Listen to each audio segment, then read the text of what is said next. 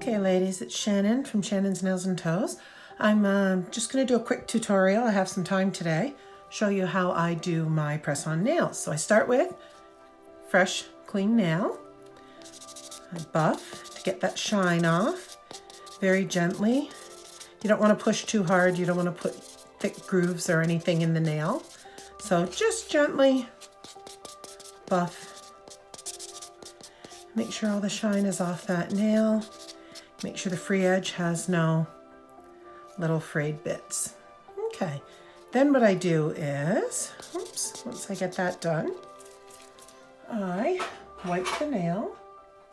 Bear with me ladies, I'm not very good at tutorials, so you have to just bear with me a little bit. Then what I'll do is take some alcohol, clean the nail. There, see?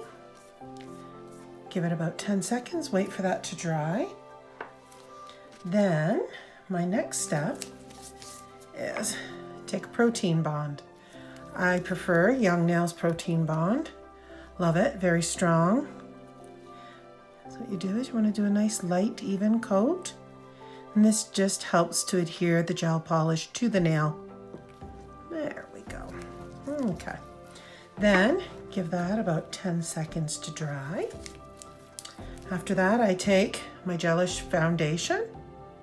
There we go.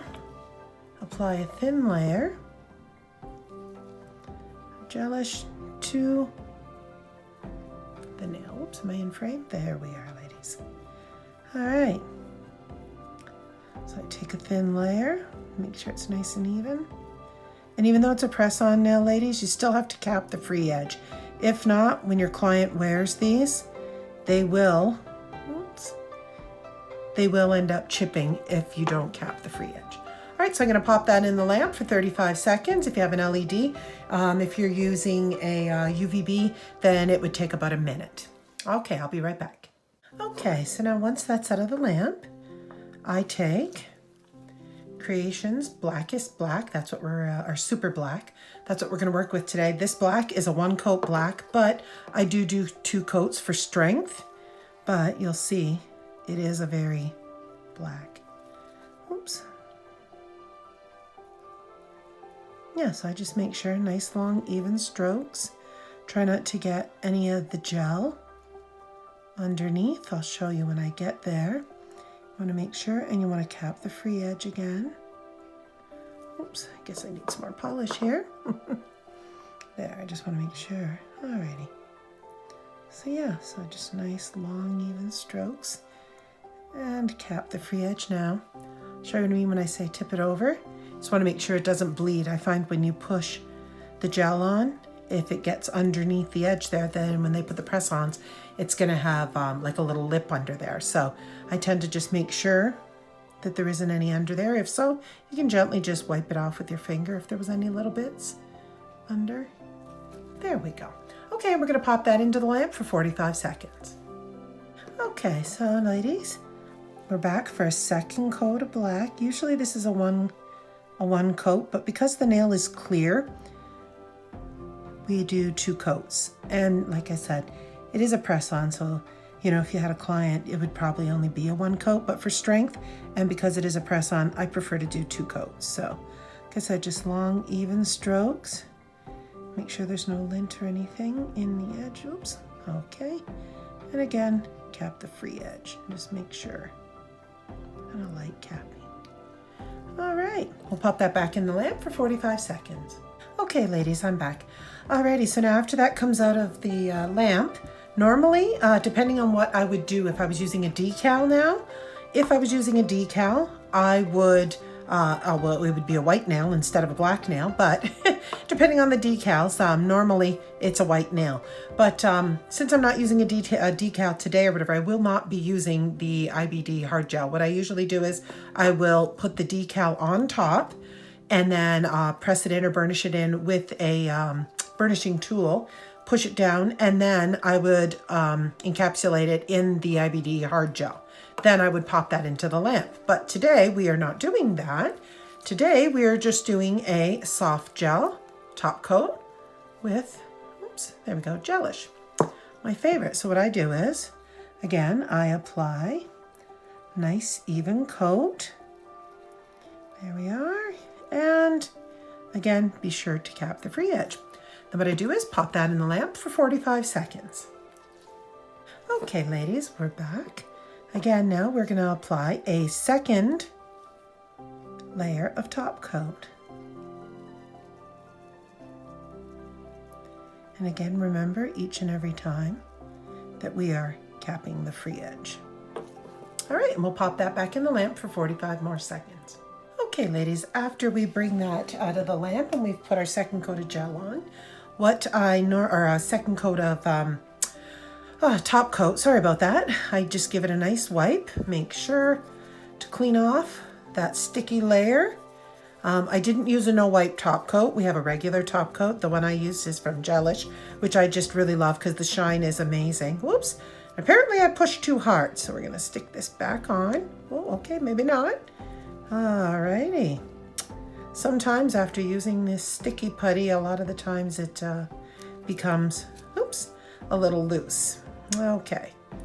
Well, there we go. So we put this on. So now my next step, there we go.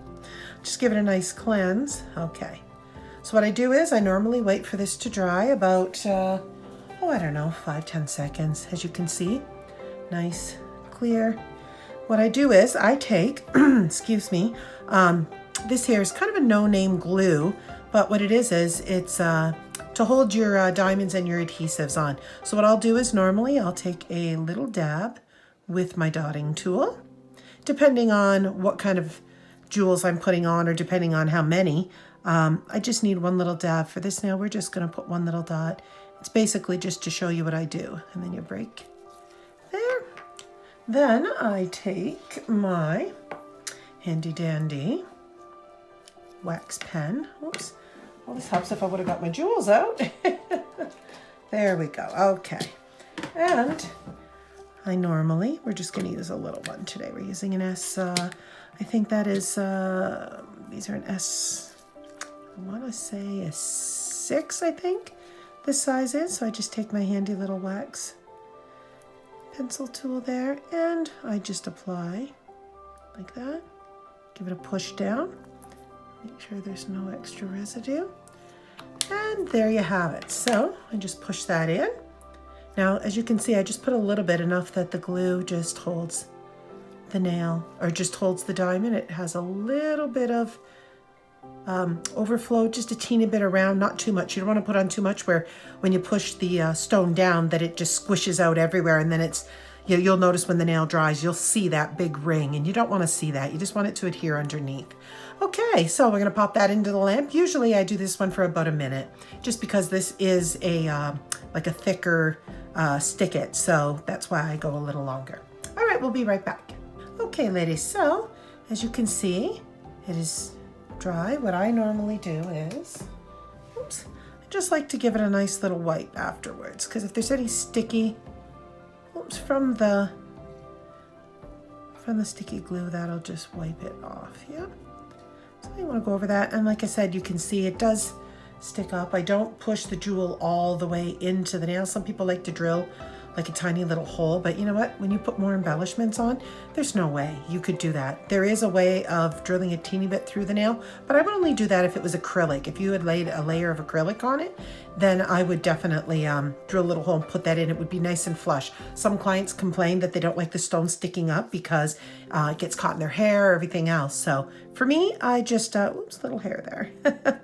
For me, like I said, that's how I do it. So make sure you cap clean. I would normally pull this off, and then I would take the sticky, there we go. And then what I would normally do is, come on, get off my finger. All right, so it doesn't want to come off my finger right now, so we'll just do it with the other hands. What I would do is underneath, again, nail cleanse. Make sure, clean it really good. Always wear gloves when you're doing this too, because you are selling these to people and you want them to be sanitary.